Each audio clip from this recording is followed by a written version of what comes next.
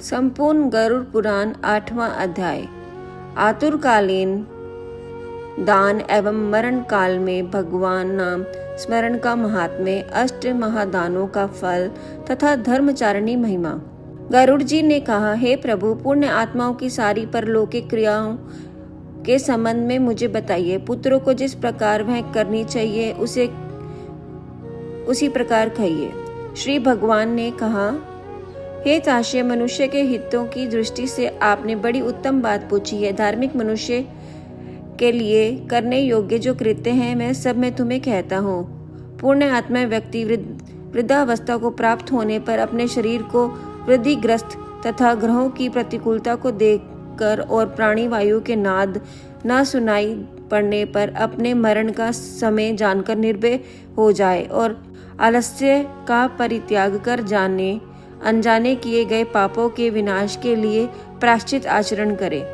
जब आतुर काल उपस्थित हो जाए तो स्नान करके शालिग्राम स्वरूप भगवान विष्णु की पूजा करें। गंध, पुष्प, कुमकुम, तुलसी दल, धूप, दीप तथा बहुत से मोदक आदि नैवेद्यों को समर्पित करके भगवान की अर्चना करें और विप्रों को दक्षिणा देकर नैवेद्य का भी भोजन कराएं और अष्टाचर अथवा द्वादश मंत्र का जाप करें। भगवान विष्णु और शिव के नाम का स्मरण करें और सुने। भगवान का नाम कानों से सुनाई पड़ने पर वह मनुष्य के पापों का नष्ट करता है। रोगी के समीप आकर बांधुओं को शोक नहीं करना चाहिए। प्रस्तुता पवित्र नाम का बार बार स्मरण करना चाहिए। विद्वान व्यक्तियों को मत्स्य, कुर्म, वराह, नरसिंह, वामन, परशुराम, राम, कृष्ण, बुद्ध और कल्कि, इन 10 नामों का सदा स्मरण कीर्तन करना चाहिए।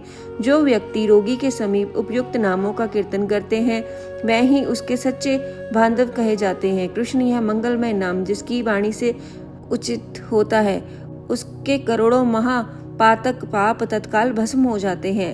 मरणासन अवस्था में अपने पुत्र के बहाने से नारायण नाम लेकर अजिमिल भी भव धाम को प्राप्त हो गया तो फिर श्रद्धा पूर्वक भगवान के नाम उच्चारण करने वाले हैं उनके विषय में क्या कहना। दूषित चित्त वृत्ति व्यक्तियों द्वारा भी स्मरण किए जाने पर भगवान उनके समस्त पापों को नष्ट कर देते हैं, जैसे अनिच्छा पूर्वक भी स्पर्श करने पर अग्नि जलाती है। हे द्विज, पापों का समूल विनाश करने की जितनी शक्ति भगवान के नाम से है, पातकी मनुष्य उतना पाप करने में समर्थ ही नहीं है।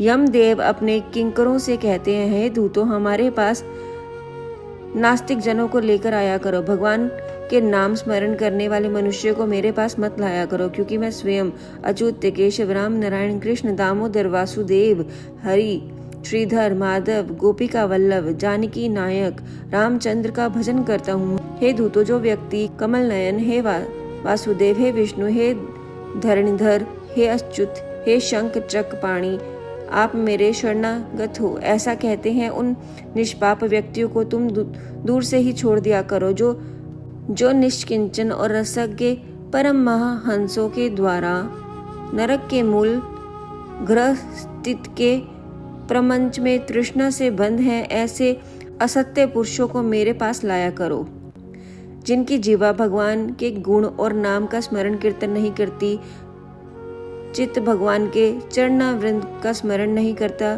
सिर एक बार भी भगवान को प्रणाम नहीं करता। ऐसे विष्णु के आराधना, उपासना आदि कृत्यों से रहित असत्य पुरुषों को मेरे पास लाया करो। इसीलिए हे पक्षी राज, जगत में मंगल स्वरूप भगवान विष्णु का कीर्तन ही एकमात्र महान पापों का अतिरिक्त और एकांतरित निवृत्ति प्रायश्चित है। ऐसा जानो, नारायण से विमुख रहने वाले व्यक्तियों के द्वारा किए गए प्रायश्चित चरण भी दुर्बुद्धि प्राणी को उसी प्रकार पवित्र नहीं कर सकते जैसे मंदिरा से भरे घट को गंगा जी सदृश नदियां पवित्र नहीं कर सकती।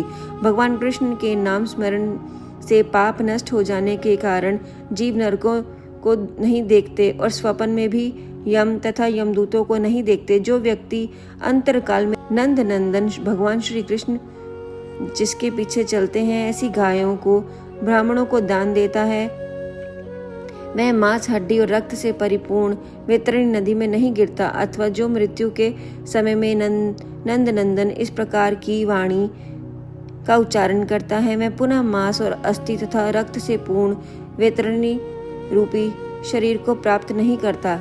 शरीर धारण नहीं करता अर्थात मुक्त हो जाता है। अंततः पापों के समूह का नष्ट करने वाले महाविष्णु के नाम का स्मरण करना चाहिए अथवा गीता या विष्णु सहस्त्र नाम का पाठ अथवा श्रवण करना चाहिए। एकादशी व्रत, गीता, गंगा जल, तुलसी दल, भगवान विष्णु का चरणामृत और नाम ये मरण काल में भी मुक्ति देने वाले होते हैं। इसके बाद घृत और स्वर्ण सहित अन्नदान का संकल्प करें। क्षेत्रीय द्विज को स्वतः गो का दान करें। हे ताश्य, जो मनुष्य अंतकाल में थोड़ा या बहुत दान देता है और पुत्र उसका अनुमोदन करता है, वह दान अक्षय होता है। सत्य पुत्रों को चाहिए कि अंतकाल में सभी प्रकार का दान दिलाए। लोक में धर्म योग्य पुरुष इसलिए पुत्र के लिए प्रार्थना करते हैं। भूमि पर स्थित आदि आंख मूंदे हुए पिता को देखकर पुत्रों को उनके द्वारा पूर्व संचित धन के विषय में तृष्णा नहीं करनी चाहिए।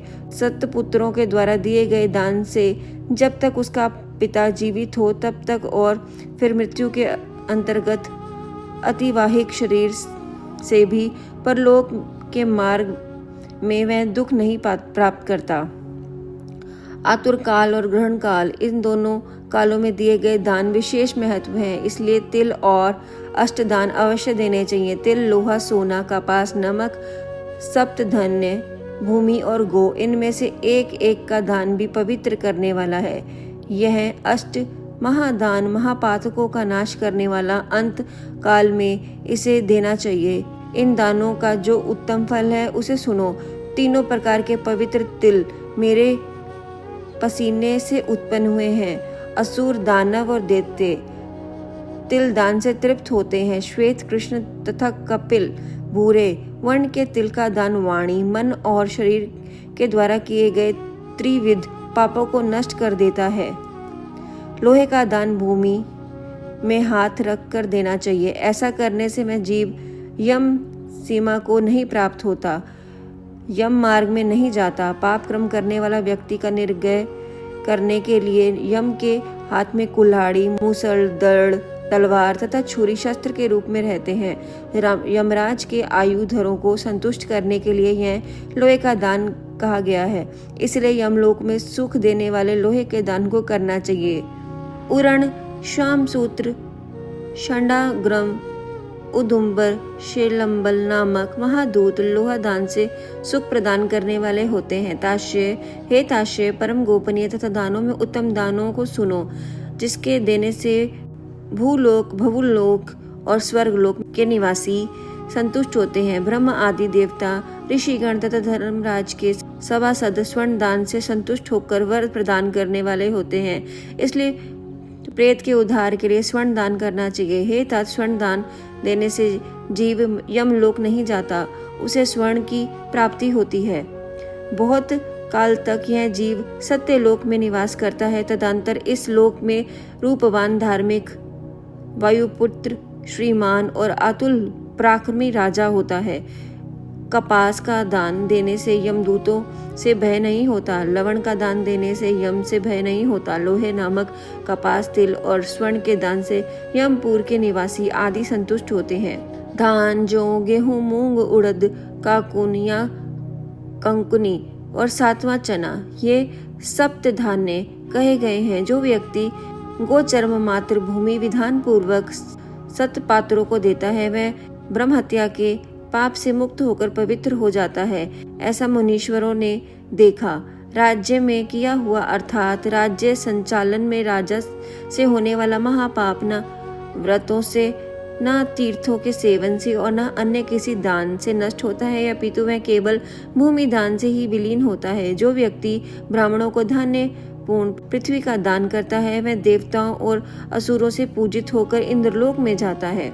अन्य दानों का फल अल्प होता है, किंतु पृथ्वी का दान पुण्य दिन प्रतिदिन बढ़ता जाता है। भूमि का स्वामी होकर भी जो ब्राह्मणों को भूमि दान नहीं देता, वह किसी भी ग्राम में कुटिया तक भी नहीं प्राप्त करता और जन्म जन्मांतर में अर्थात प्रत्येक जन्म में दरिद्र होता है। भूमि स्वामी होने के अभिमान में जो भूमि का दान नहीं करता, वह तब तक नरक में निवास करता है जब तक शेष नाग पृथ्वी को धारण करते हैं। इसलिए भूमि के स्वामी को भूमि दान करना ही चाहिए। अन्य व्यक्तियों के लिए भूमि दान के स्थान पर मैंने गोदान का विधान किया है। इसके बाद अंत धेनु दान करना चाहिए, रुद्र धेनु देनी चाहिए, तदंतर ऋण धेनु देकर मोक्ष धेनु दान करना चाहिए। हे खग, विशेष विधान पूर्वक वेतरणी धेनु का दान करना चाहिए।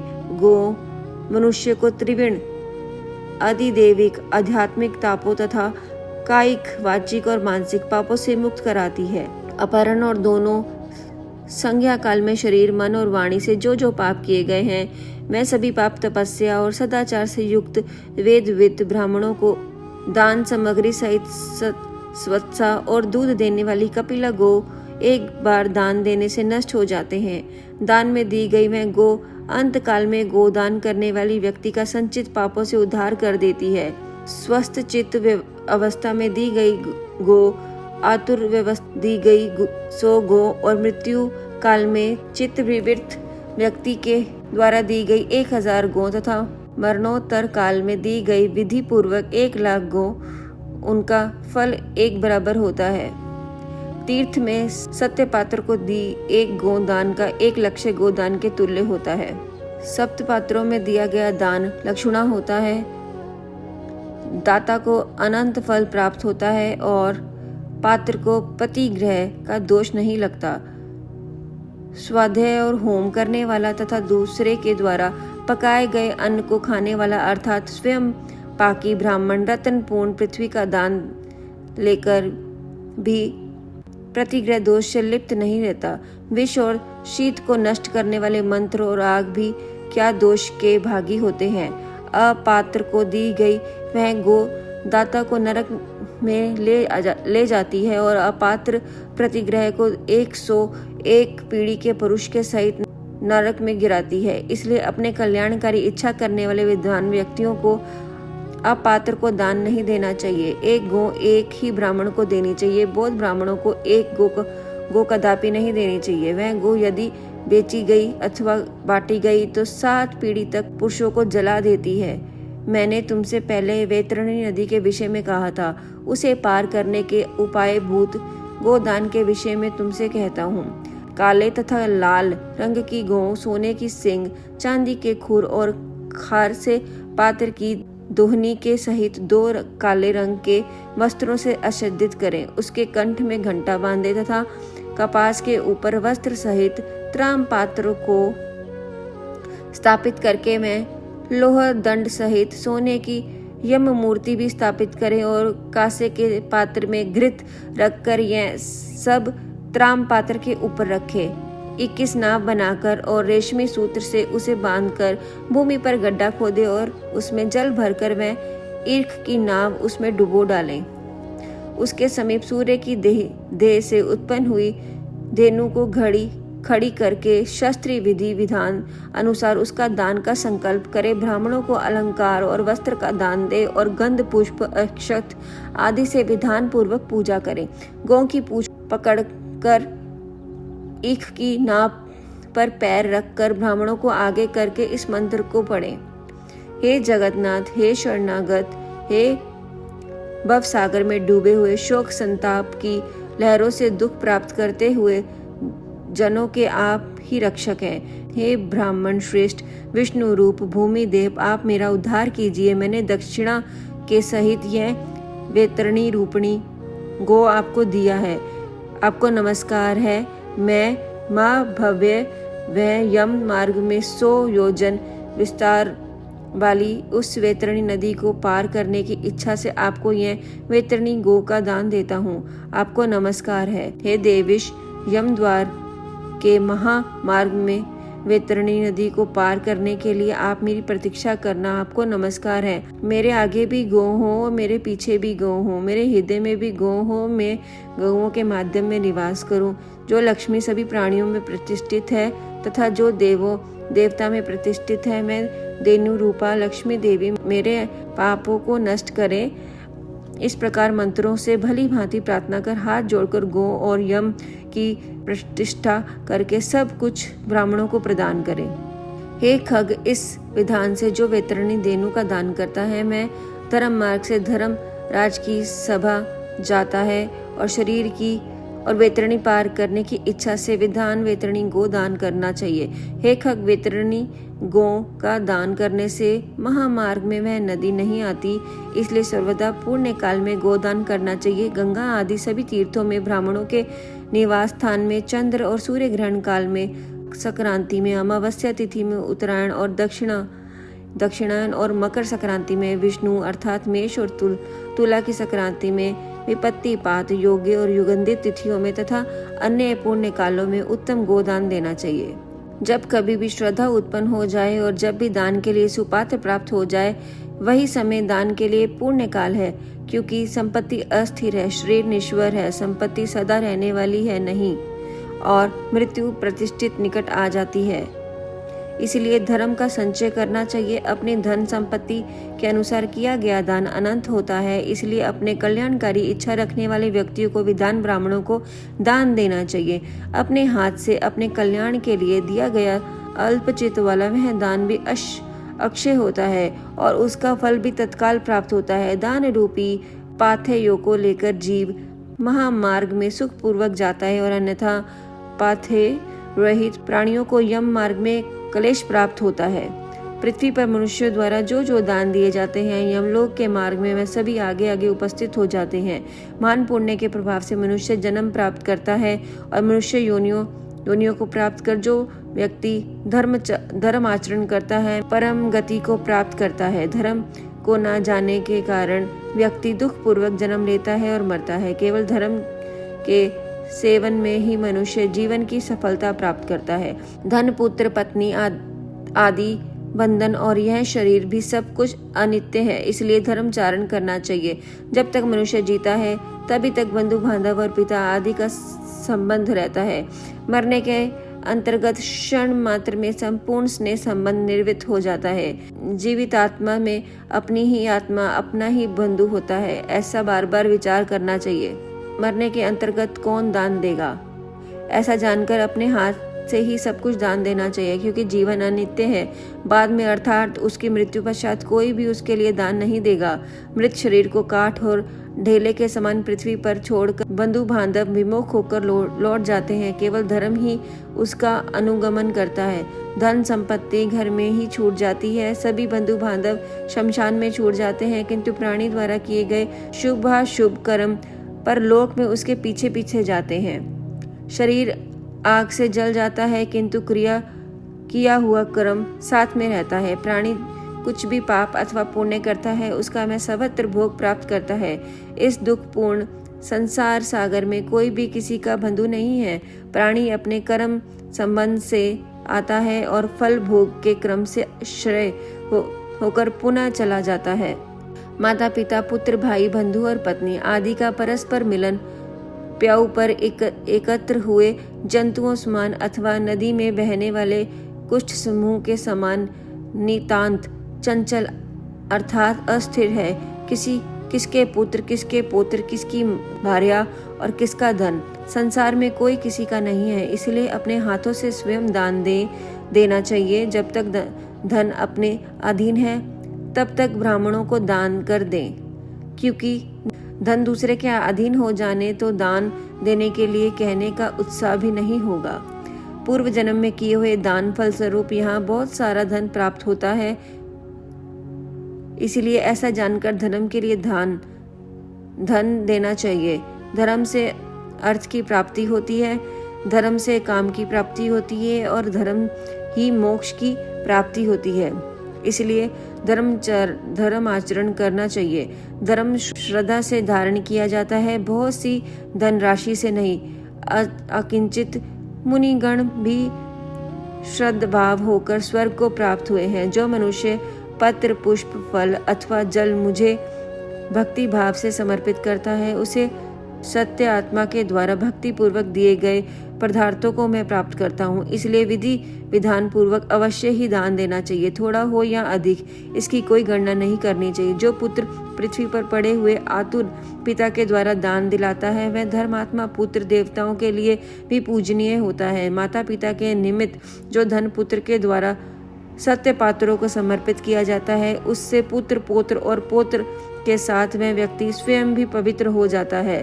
पिता के उद्देश्य से किए गए दान से 100 गुना, माता के उद्देश्य से किए गए दान से 1000 गुना, बहन के उद्देश्य से किए गए दान से 10,000 गुना और सहोदर भाई के निमित्त किए गए दान से अनंत गुना पुण्य प्राप्त होता है। दान देने वाला उपद्रवग्रस्त नहीं होता और नरक यातना नहीं प्राप्त होती और मृत्यु काल में उसे यमदूतों से भी कोई भय नहीं होता। हे खग, यदि कोई व्यक्ति लोभ से आतुर काल में दान नहीं देता, मैं कंजूस पापी मरने के अंतर्गत शोक मगन होते हैं। आतुर काल में जो पुत्र पौत्र सहोदर भाई संगोत्री और सज्जन दान नहीं देते वह ब्रह्म हत्यारे हैं, इसमें संशय नहीं है। इस प्रकार गरुड़ पुराण के अंतर्गत सारोद्वार में आतुर दान निरूपण नामक 8वां अध्याय पूर्ण हुआ।